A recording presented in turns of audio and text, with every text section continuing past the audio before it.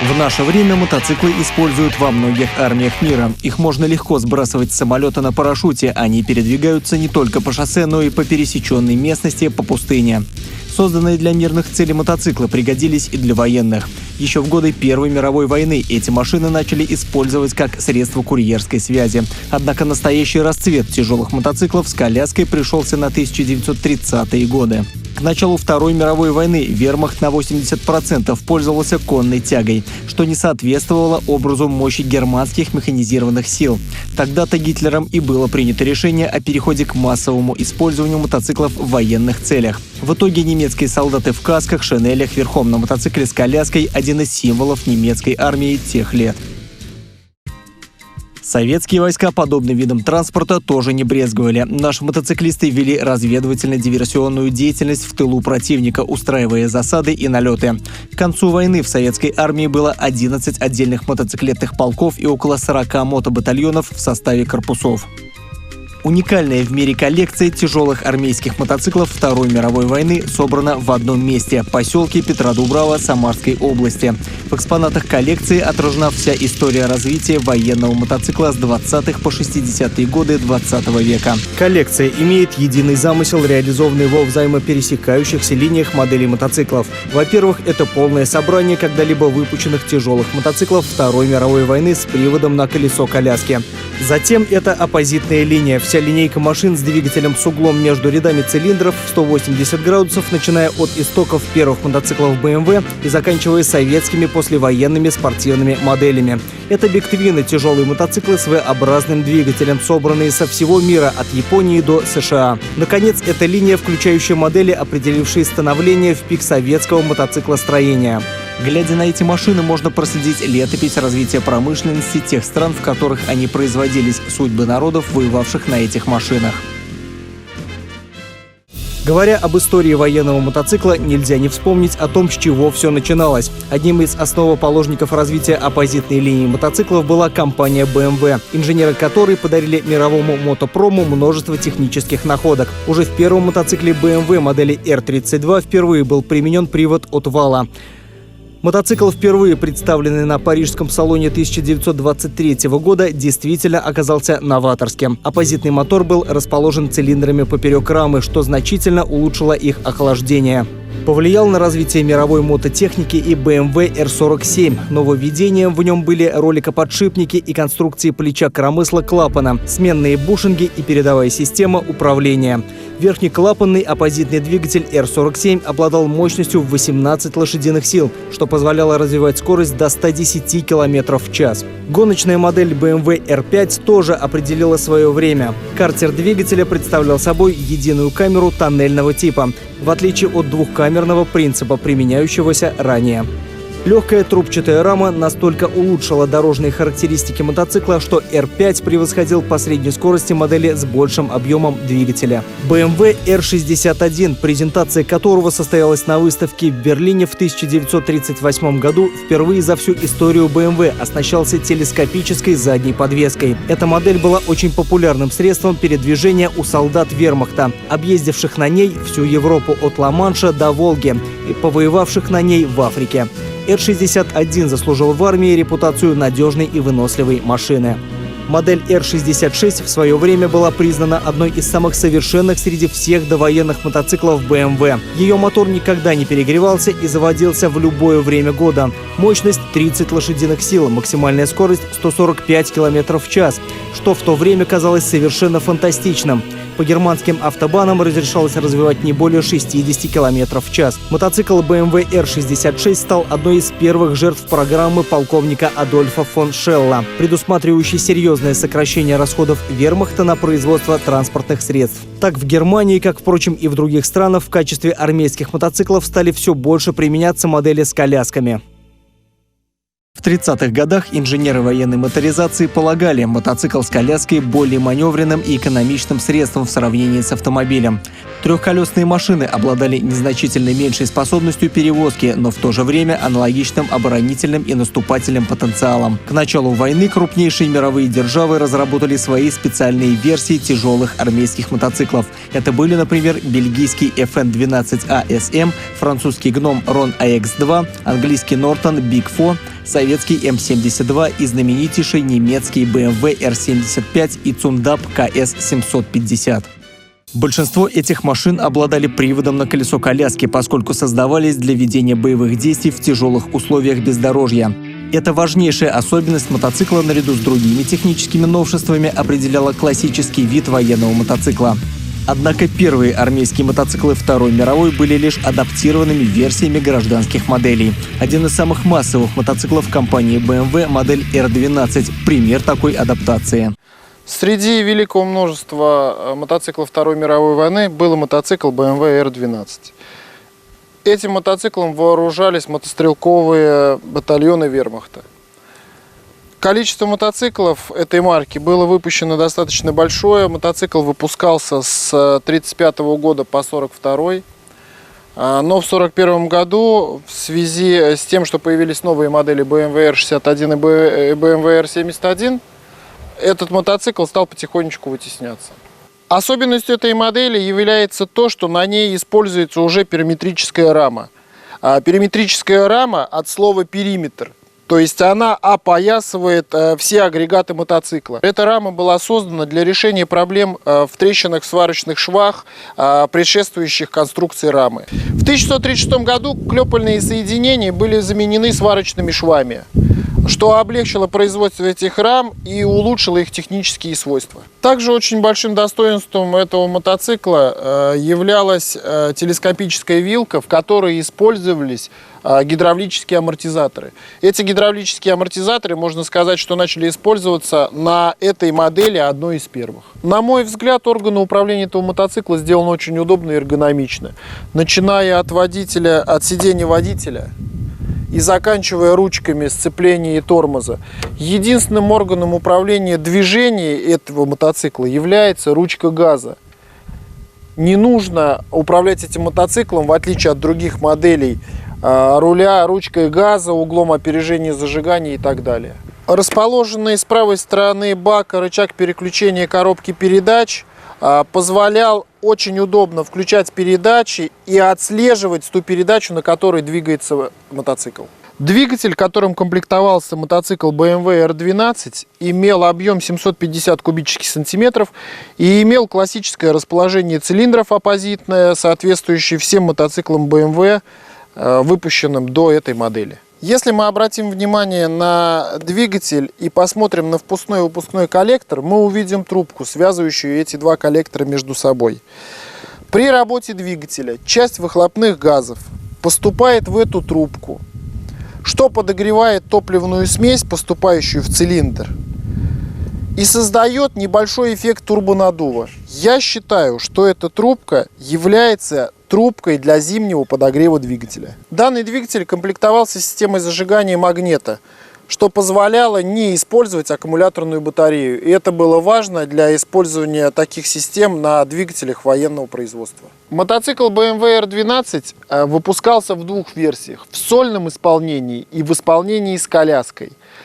В исполнении с коляской у него был единственный недостаток. Это то, что колесо на коляске было ведомое, то есть не имело привода от мотоцикла, что не позволяло двигаться по особо загрязненным участкам местности и создавало большие трудности при передвижении во время боевых действий. За все годы производства было выпущено этих мотоциклов порядка 36 тысяч штук. Очень большое количество их использовалось в моторизованных батальонах вермахта. Эта сумма насчитывала порядка 10 тысяч мотоциклов, не считая мотоциклов, реквизированных у гражданского населения. Другим примером тяжелого мотоцикла, созданного для гражданских нужд, но в итоге послужившего делу войны, была модель главного конкурента BMW компании Цундап.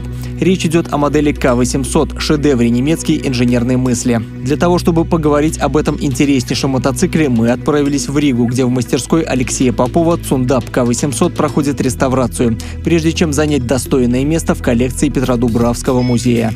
Именно эта машина, у которой я стою, эта машина выпущена в 1938 году.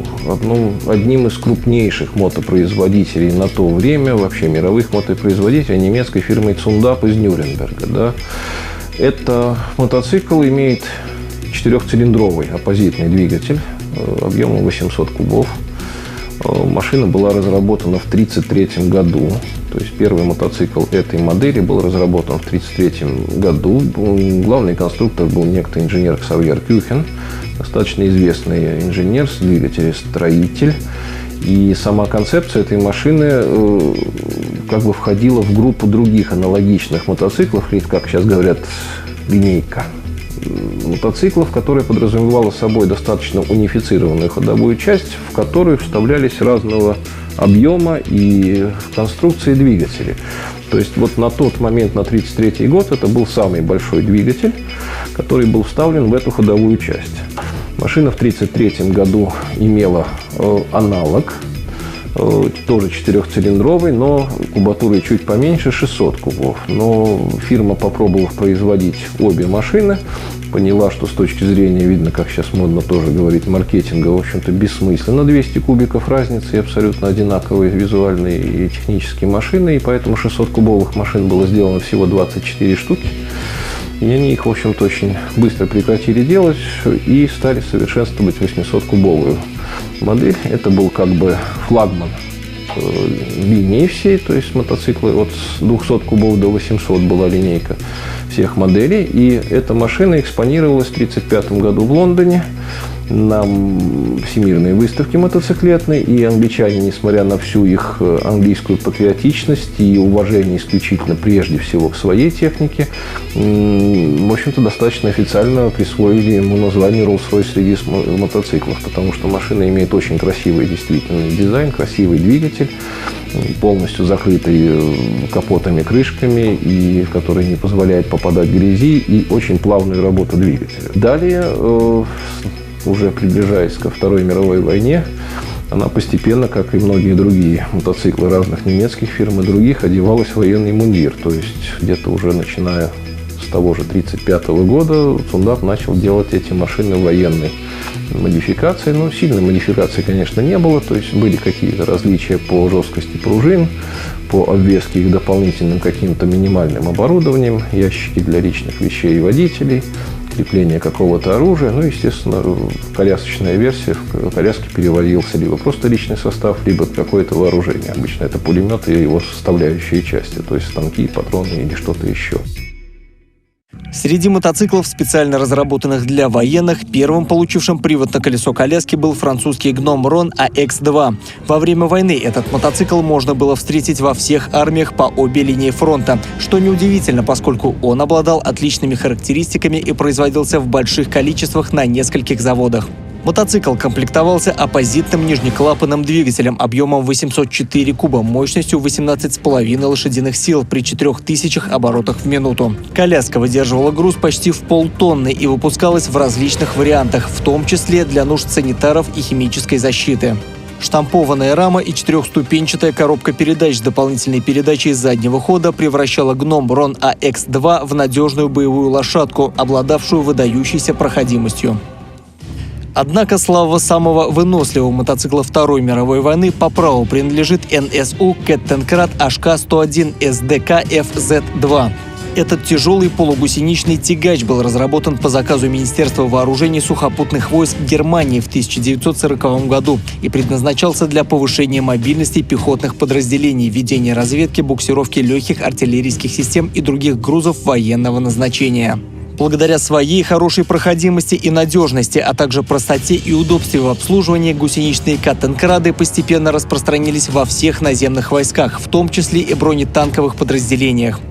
Они представляли собой одно из немногих средств, способных действовать в условиях весенней и осенней распутицы на советско-германском фронте. НЦУ «Кеттенкрат» был вершиной военной инженерной мысли во время Второй мировой, и сейчас это гордость коллекции в Петродубраве. Помимо «Кеттенкрадов», компания НЦУ выпускала целый ряд классических гражданских мотоциклов, принятых впоследствии на вооружение вермахтом. Одной из самых известных моделей был НЦУ 601 ОСЛ. Аббревиатура ОСЛ расшифровывалась как верхнеклапанный спортивный люксовый. Внешний вид гражданской версии мотоцикла, подчеркнутый алюминиевым цилиндром и хромированными выхлопными трубами, действительно был роскошным. Армейская версия комплектовалась вторым сиденьем, бортовыми сумками и выхлопной системой, окрашенной в черный цвет. В армии мотоцикл применялся в качестве транспортного средства курьеров и вестовых, что было неудивительно, учитывая максимальную скорость 601 ОСЛ 100 км в час. Тем временем в Италии оснащение мотокавалерии техникой шло гораздо более медленными темпами. Вступив в войну 10 июля 1940 года, итальянская армия располагала небольшим мотоциклетным парком, состоящим в основном из двух машин – Желеры ЛТЕ и Гуцци Альче.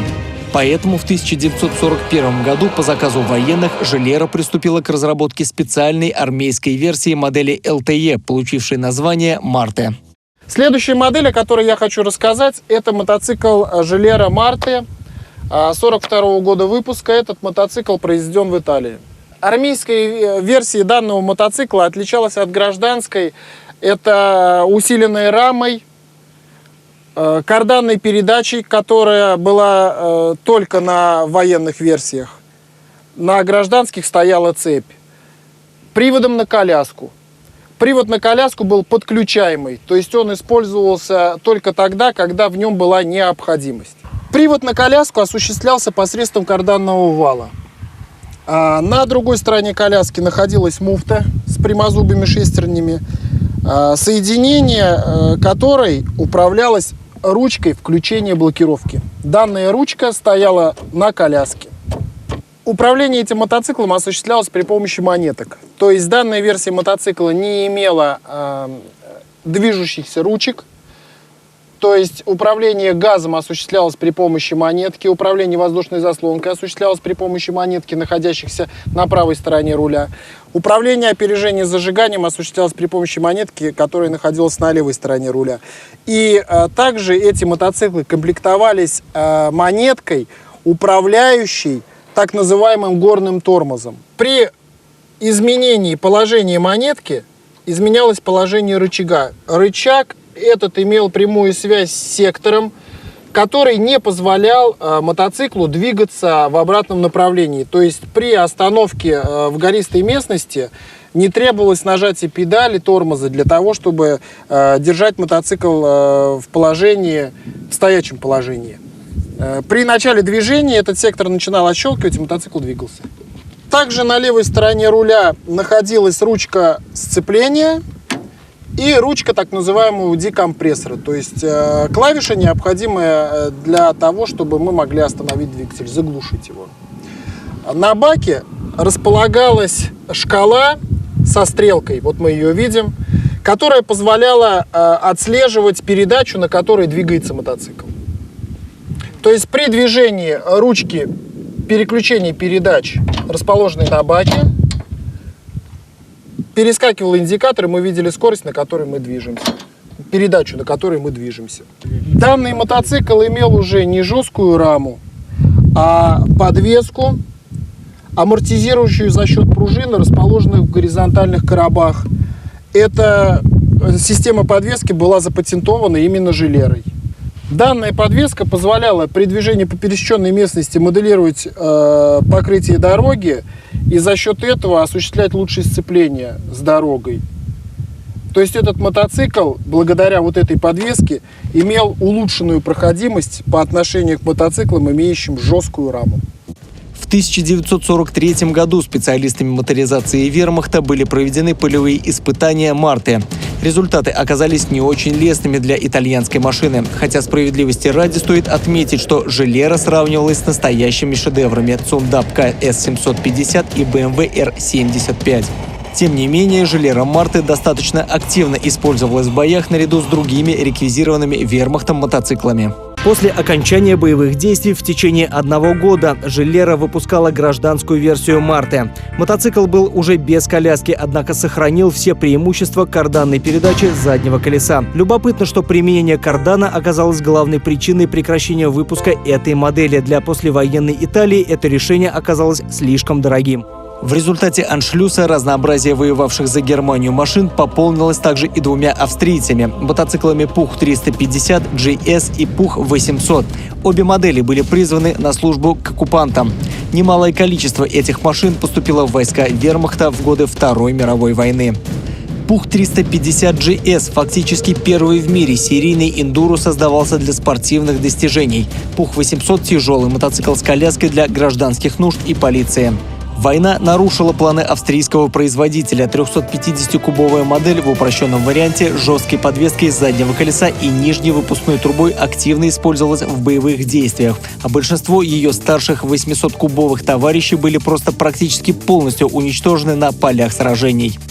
Многие мотоциклы Второй мировой обладали удивительными судьбами. В то время как одни машины, не предназначенные изначально для войны, уходили на фронт, другие, разработанные специально для службы в армии, не добирались до призывного пункта. Примером служит бельгийский Желле Эрсталь 720 АФ. В настоящее время в Волгограде реставратор Павел Аржанов занимается восстановлением одного экземпляра данной модели для музея в Петродубраве. Этот мотоцикл интересен тем, что пробная партия была сделана до войны в Бельгии, и она предназначалась для Франции.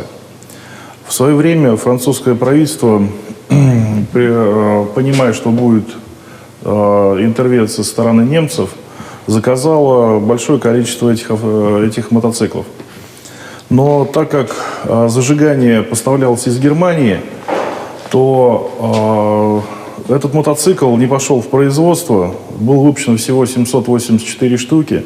И несмотря на то, что машина очень интересная, история в том, что этих мотоциклов очень мало, ввиду этих событий, которые произошли. Сложность восстановления была определена тем, что мотоциклов очень мало и запчастей на них практически нету. В течение нашей работы мы нашли только одно упоминание об этом мотоцикле, о запчастях, и то данный мотоцикл продавался полностью. С этим мотоциклом мы, честно говоря, имели много сложностей, потому что детали невозможно было найти. Мы искали их порядка года, некоторые детали, и в конце концов пришлось самим изготовить. Заказать ювелирам, они отлили коллектора на выхлопные трубы, потому что ни в Европе, ни в Америке мы не смогли этого найти. Эта деталь называется коллектор выхлопной трубы. В этом случае, во втором, был сломано ухо. И восстановить его ни пайкой, ни сваркой не было возможности. Почему? Потому что это алюминиевый сплав. Даже если бы мы его заварили или сделали бы напыление, то он бы не служил так, как нужно. Почему? Потому что механическая нагрузка достаточно сильная. И эта деталь должна быть отлита полностью, чтобы иметь правильную кристаллическую решетку. Детали специального сплава, и над этим пришлось поработать, на самом деле, чтобы очень была похожа форма. Мало того, эта деталь еще должна не только красивой быть, она еще должна держать эту трубу. То есть должна была обладать некой эластичностью. Была снята модель, восковая модель. Таким образом это делается. Делается заготовка без отверстий, без каких-то посадочных мест пока. И это отливается с помощью литьевой машины. Отливается из алюминия такая заготовка.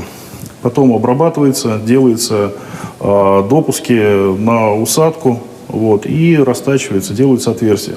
Получается деталь, которая практически идентичная той, которая была. Старший брат модели 720 АФ Желле Эрсталь 720 АБ был разработан в 1936 году по заказу бельгийских вооруженных сил для оснащения собственных моторизированных частей. От экспортной модели его отличало главным образом наличие стандартной бельгийской армейской коляски, которая устанавливалась также на мотоциклы FN и Саролея. В 1940 году вследствие оккупации Бельгии Германии производство модели 720 АБ было прекращено, а уже произведенные мотоциклы были мобилизованы в вермахт.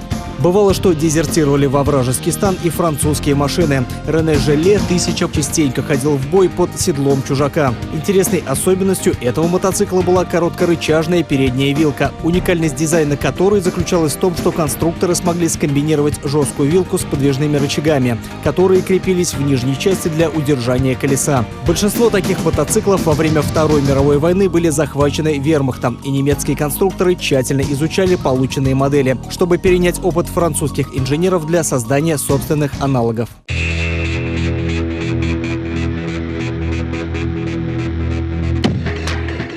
По другую сторону земного шара в США выпускался Harley Davidson WLA, который солдаты Янки прозвали «Освободитель». Легендарная машина, рев мотора которой звучал на полях сражений на всех континентах.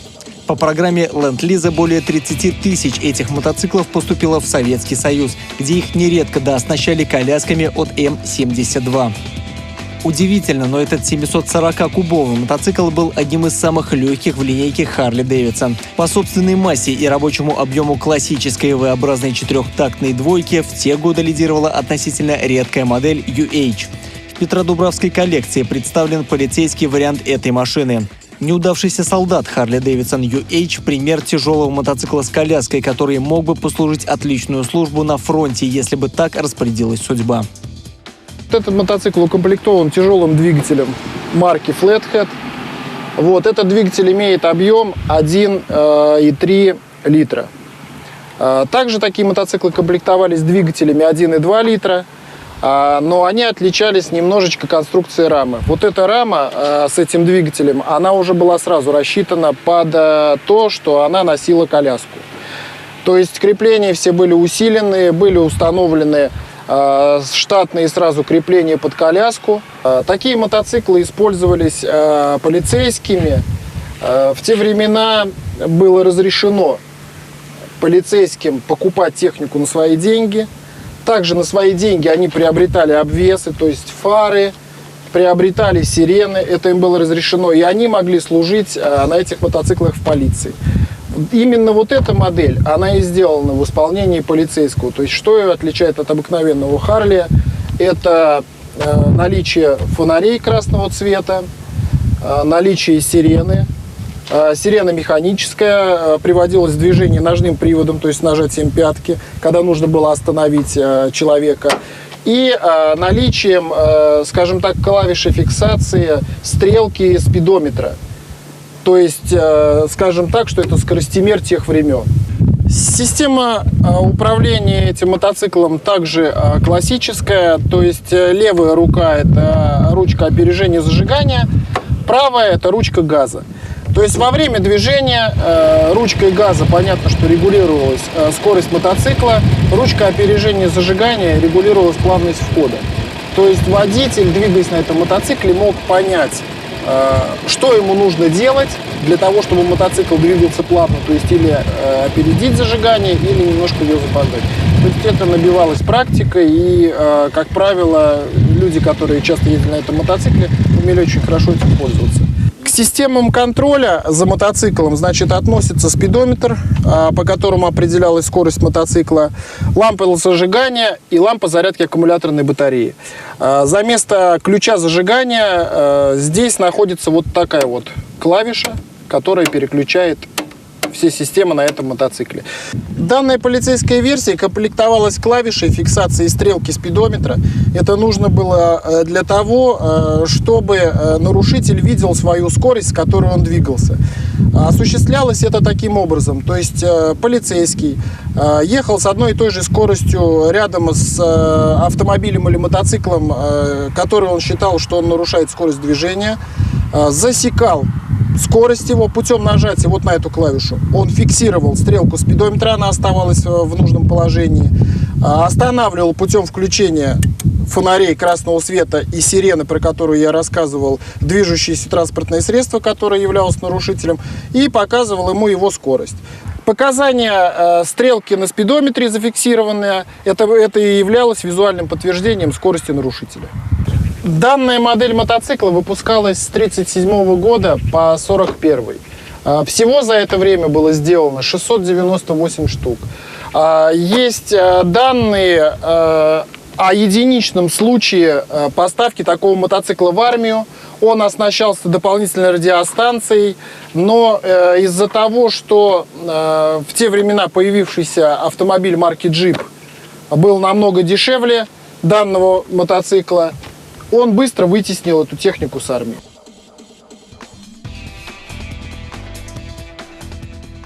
Мотоциклы Harley-Davidson – классические представители линейки Big Twin'ов музея в Петродубраве. Но наиболее редким и уникальным мотоциклом этой серии является один из ее прародителей – британский BRAV Superior SS100. Rolls-Royce среди мотоциклов эту фразу использовали для рекламного слогана SS100, естественно, заручившись согласием компании Rolls-Royce. Мотоциклы BRAV Superior собирались вручную и постоянно модернизировались. Джордж Брафф, создатель марки, производил модели, на которых хотел ездить сам, и этим определялась значительная часть их успеха. Представленный в коллекции мотоцикл принадлежал когда-то компании Dunlop, использовался для рекламы и испытаний шин, участвовал в публичных мероприятиях. Выбор компании Dunlop именно этого мотоцикла был обусловлен, конечно же, тем фактом, что BRAV Superior SS100 был самым роскошным мотоциклом своего времени.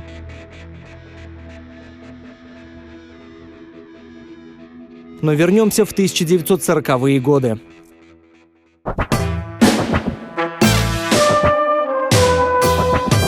Пока крупнейшие державы крушили друг друга стальными кулаками дивизий на полях сражений, в прекрасной горной Швейцарии процветали мир и гармония.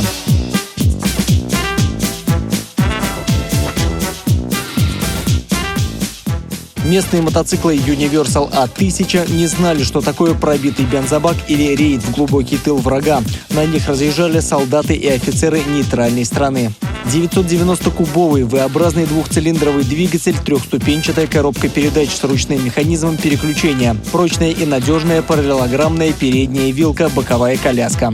Как и швейцарские часы, добротный, не знающий поломок Universal A1000 поставлялся в 30 стран мира, в том числе Латинскую и Центральную Америку, в Азию.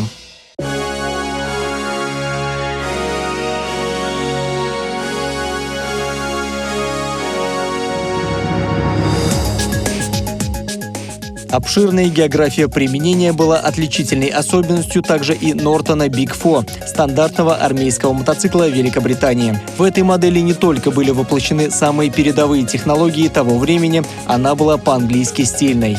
И занимаясь реставрацией этого мотоцикла, Павел Аржанов на собственном опыте убедился в широте колониального могущества Англии. Это очередной мотоцикл, который поступил к нам на реставрацию. Называется Norton Big 4. 1938 года выпуска.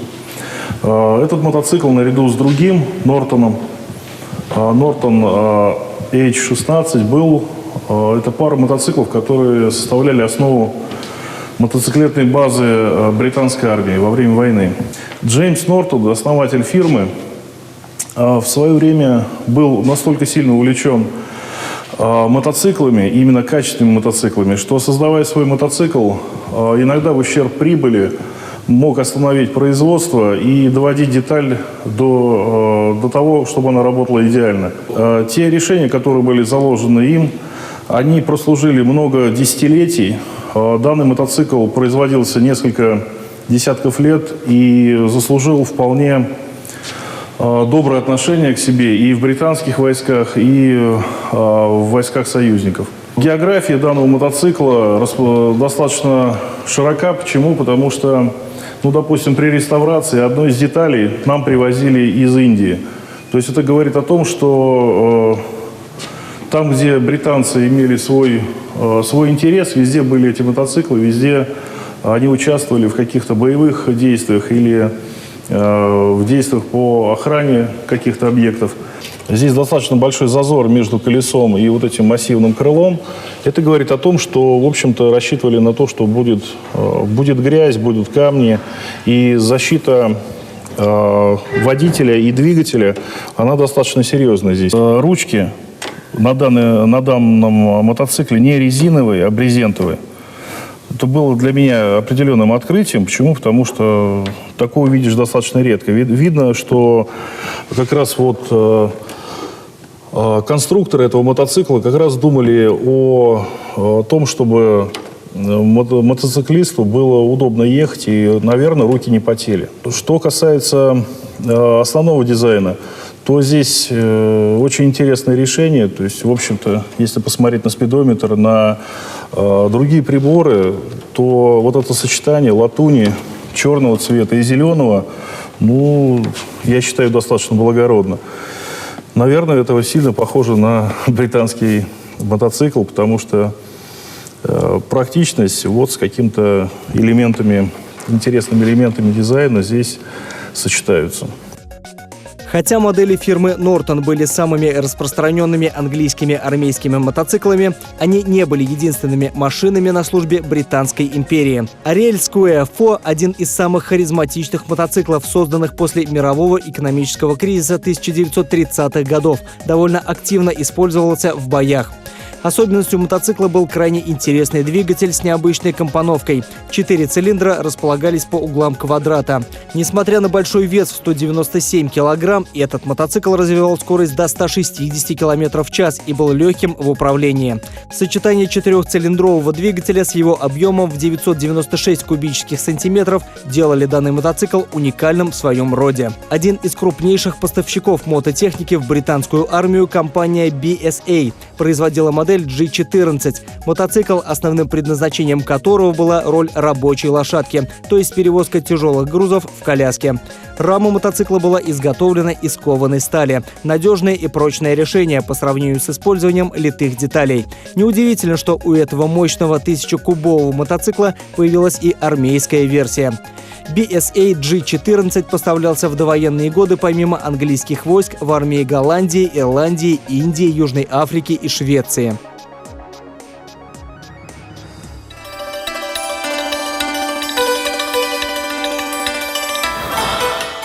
В то время как Германия присоединяла к своей железной коннице мотоциклы, созданные в завоеванных Гитлером странах, а Великобритания поставляла свои машины во все части света, где присутствовали ее колонии, в Японии разворачивалась совсем другая история.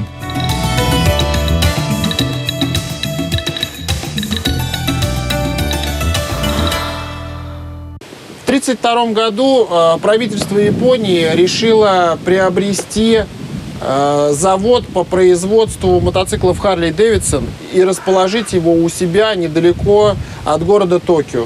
В связи с тем, что в Америке в то время бушевал экономический кризис, и производство мотоциклов Harley-Davidson висело на волоске, было решено продать лицензию и оборудование на производство данного мотоцикла в Японии на 4 года. В 1933 году это оборудование было завезено в Японию и началось производство мотоцикла в гражданской версии, который назывался Rikuo. Вот этот мотоцикл – это мотоцикл военной версии, которые начали выпускаться с названием Тип 97. Мотоцикл комплектовался стандартным двигателем Harley-Davidson схемы V-Twin объемом 1200 кубических сантиметров. В 1933 году Япония начала экспансию в Манчжурию и Китай, и конструкция мотоцикла была сделана с учетом специфических свойств почв, в которых проводились боевые действия. А это именно илистые и песчаные почвы. Данный мотоцикл произведен так, что он имеет очень высокий клиренс. Выхлоп на этом мотоцикле сделан точно так же, чтобы он не забивался при попадании на него грязи и воды. Колеса, которые стояли на Harley-Davidson, не имели диаметр 18 дюймов. На данной версии стоят 19 дюймов, также для увеличения клиренса мотоцикла и лучшего прохождения этих илистых почв. Но самое главное, что этот мотоцикл имеет привод на коляску, что позволяло ему двигаться по пересеченной, по плохо проходимой местности. И это было самым большим плюсом при движении на этом мотоцикле. Учитывая левостороннюю схему этого мотоцикла, рычаг переключения передач располагался с левой стороны на баке. Для того, чтобы укоротить раму этого мотоцикла, в результате чего увеличить клиренс этого мотоцикла, то есть дорожный просвет, бак, который находился классический, масляный бак, который находился классически на Harley-Davidson за двигателем перед крылом задним, перенесся в топливный бак. Был сделан отдельный отсек, в который заливалось масло. Масло, находящееся в емкости в топливном баке, непосредственно участвовало в схеме смазки этого двигателя. Так как этот двигатель имел низкий картер, так называемый сухой картер, то масло постоянно циркулировало из масляного бака в двигатель и обратно. В связи с тем, что двигатель имел большой объем, повторюсь, что это было 1200 кубических сантиметров, запустить этот двигатель прямой передачей было очень тяжело. Поэтому кикстартер, педаль кикстартер располагалась в коробке передач, имея редукционную передачу на этот двигатель, что облегчало запуск двигателя. Данный мотоцикл имел привод на колесо коляски. Этот привод был отключаемым. Отключение и включение данного привода осуществлялось рычагом переключения, расположенным сзади водителя слева. Конструкция данного мотоцикла предусматривала разделенную схему двигателя и коробки переключения передач. Привод от двигателя на коробку переключения передач осуществлялся посредством цепи, что позволяло в военных условиях быстрый ремонт данных агрегатов. То есть можно было снять коробку, расцепив замок цепи, снять коробку, поменять ее, поставить, и мотоцикл снова был готов к боевым действиям. Мотоцикл комплектовался удобными при движении широкими подножками, которые позволяли хорошо и плотно ставить ступню при движении. Педаль тормоза также была удобна для ее нажатия. Имела сегмент, фиксирующий эту педаль, так называемый тормоз горный, который не позволял мотоциклу двигаться при вот таком положении нажатия на педаль. Отпускалось это отводом сегмента в сторону и отпусканием педали тормоза. Педаль сцепления имела сервопружину, но не имела возвратной пружины, в результате чего можно было оставить ее в любом положении, что позволяло при положении нажатой педали сцепления и включенной передачи оставлять мотоцикл без движения на нужное время. При желании двинуться на данном мотоцикле мы плавно отпускали педаль сцепления нажатием на переднюю часть рычага, и мотоцикл начинал движение. Количество приборов, учитывая предназначение этого мотоцикла, было минимизировано. Единственным прибором, контролирующим работу систем и агрегатов данного мотоцикла, являлся амперметр. Движение по бездорожью требовало более жесткой фиксации руля. Для этого был предусмотрен вот такой рычаг, который позволял подтягивать рулевую колонку и не давать ей вибрировать при наездах на кочки и всевозможные препятствия. Искать пути моторизации войск за счет чужих конструкторских решений пришлось и Советскому Союзу. Разработка тяжелого мотоцикла М-72 началась в 1939 году, когда советское правительство, обеспокоенное амбициями Гитлера по расширению германских территорий, приступило к перевооружению Красной армии.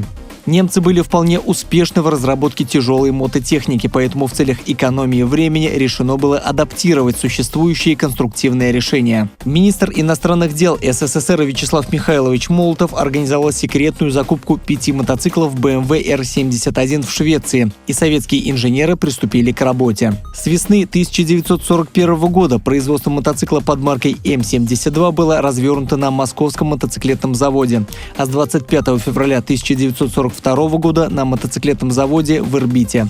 Конструкция BMW R71 была ориентирована на массовое производство и содержала одновременно немало технических новшеств, которые ранее на советских мотоциклах не применялись. Это дуплексная рама, ножное переключение передач, пружинная подвеска заднего колеса, телескопическая передняя вилка, карданная передача, питание каждого цилиндра от самостоятельного карбюратора. На мотоцикл устанавливались сумки для боеприпасов, специальные кронштейны с поворотным устройством для закрепления ручного пулемета Дегтярева, из которого можно было вести огонь с места и даже на ходу. Всего было выпущено 330 тысяч таких мотоциклов. Стоит отметить, что М-72 был далеко не первым отечественным мотоциклом. Еще в самом конце 1920-х годов в Советском Союзе разрабатывался мотоцикл, предназначенный для производства в промышленных масштабах. Это был Л-300, первый массовый советский мотоцикл, выпускавшийся ленинградским заводом «Красный Октябрь». Л-300 участвовал в шоссейных и ипподромных гонках, кроссах, рекордных заездах и дальних пробегах на 1000 километров. Сейчас «Красный Октябрь» – настоящий раритет, легенда отечественного отечественного мотопрома. Во время войны в Советском Союзе работы по совершенствованию конструкции мотоцикла не прекращались. Многие разработки не сохранились до наших дней. Скудные архивные данные зачастую не позволяют воздать должное русскому инженерному гению. И чтобы восполнить пробелы, проделывается уникальная работа. Например, реставратор Алексей Попов в своей мастерской изготавливает для музеев Петра Дубраве реплику М-73 экспериментального советского мотоцикла с приводом на колесо коляски. Это мотоцикл, который имеет восстановленной только часть конструкции, именно привод колеса коляски. На самом деле и в оригинале в 1944 году, и сейчас такая машина, она была сделана на базе стандартного серийного мотоцикла М-72. И сделав привод на колесо коляска, он получил индекс М-73. И задачей было этой машины испытать на полигоне Главного бронетанкового управления возможности, преимущества и вообще саму конструктивную схему, оправдывается она или нет, привода на колесо коляски. На то время в Красной армии своих отечественных мотоциклов с приводом на колесо коляски не было, но, видимо, к 1944 году уже было достаточно трофейных машин, в основном отнятых у немцев, те же самые BMW и Цундапы, и они достаточно хорошо себя показали, и поэтому командование Красной армии, в принципе, дало задание на разработку, на испытание подобной конструкции для самих себя.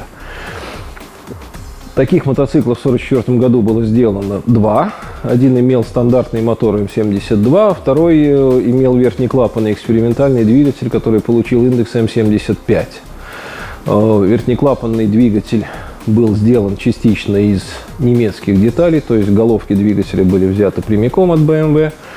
И этот мотор был чуть мощнее, чуть более высокооборотистым, но по результатам испытания, скажу, забегая вперед, в общем-то, он себя показал хуже, чем стандартный нижнеклапанный двигатель М-72.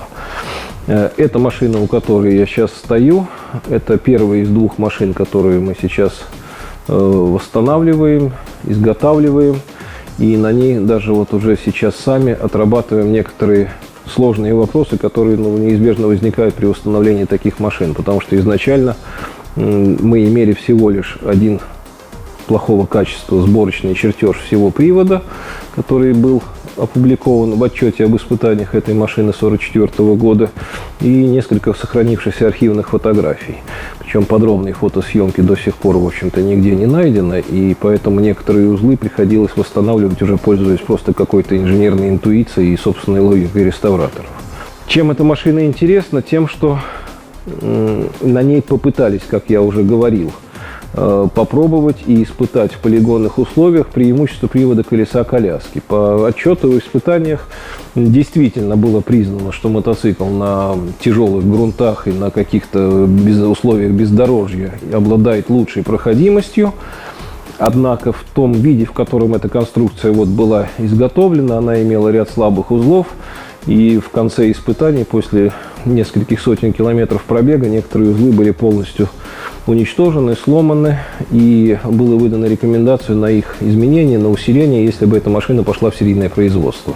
На этом мотоцикле пришлось изготавливать 2 основных узла. Узел отбора мощности и узел привода самой колесо коляски. То есть, в отличие от стандартного мотоцикла, который не имеет выхода на кардан, который дальше приводит колесо коляски, здесь пришлось изготавливать всю крышку с элементом свечной подвески, дальше переход на кардан. Этих мотоциклов не сохранилось, естественно, ни одного, поэтому с точки зрения коллекционера, реставратора, достаточно грамотное, в моем понятии, было задание воссоздать эти машины, потому что найти их уже в оригинале не представляется возможным, а дополнить какую-то линейку, коллекцию приводных мотоциклов того времени, даже изготовленными заново агрегатами, это достаточно правильно было. Развитие советского мотоциклостроения продолжалось и после войны. В 1954 году на ИМЗ построили первый опытный мотоцикл М-52 с мотором, спроектированным в ЦКБ. В 1957 году началось производство спортивной модификации М-52С для шоссейно-кольцевых гонок. Благодаря повышению степени сжатия до 9,2 карбюраторам мощность мотора возросла до 35 лошадиных сил при 6200 оборотах в минуту, что позволило машине развивать скорость до 160 км в час. В период период с 1957 по 1961 годы было выпущено 20 единиц М-52С, каждый из которых собирался вручную. А прадедушкой советского М-52С можно по праву считать немецкий ДКВ «Суперспорт 500», выпускавшийся с 1929 по 1933 годы. Модель СС-500 была частью гоночной программы ДКВ. Мотоцикл комплектовался двухцилиндровым рядным двигателем объемом 494 кубических сантиметра и оснащался довольно редко применяемой системой водяного охлаждения. Дальнейшие разработки конструкторов ДКВ привели к появлению в конце 1930-х годов мотоцикла НЗ-500. Большинство выпущенных мотоциклов этой модели были призваны служить в войска вермахта. Они использовались в вариантах соло и с коляской в кавалерии, военной полиции и частях СС. До конца войны мотоциклы с колясками продолжали славные традиции кавалерии XIX века. В начале 1940-х годов они начали постепенно вытесняться более дешевыми и простыми в управлении и обслуживании четырехколесными автомобилями. Огромное количество мотоциклов было уничтожено на полях сражений. В настоящее время лишь немногие музеи мира могут гордиться коллекцией тяжелых армейских мотоциклов Второй мировой войны, подобно той, что собрана в Петродубравском музее. А полное тематическое собрание есть только здесь. Будни музея – это не только выставки, фестивали и слеты раритетной техники. Это еще и кропотливая работа с архивными документами, реставрация и изготовление уникальных реплик утерянных экземпляров мотоциклов, сохранение истории армейского мотоцикла, в которой, как и в капле воды, отразилась история человечества в годы войны.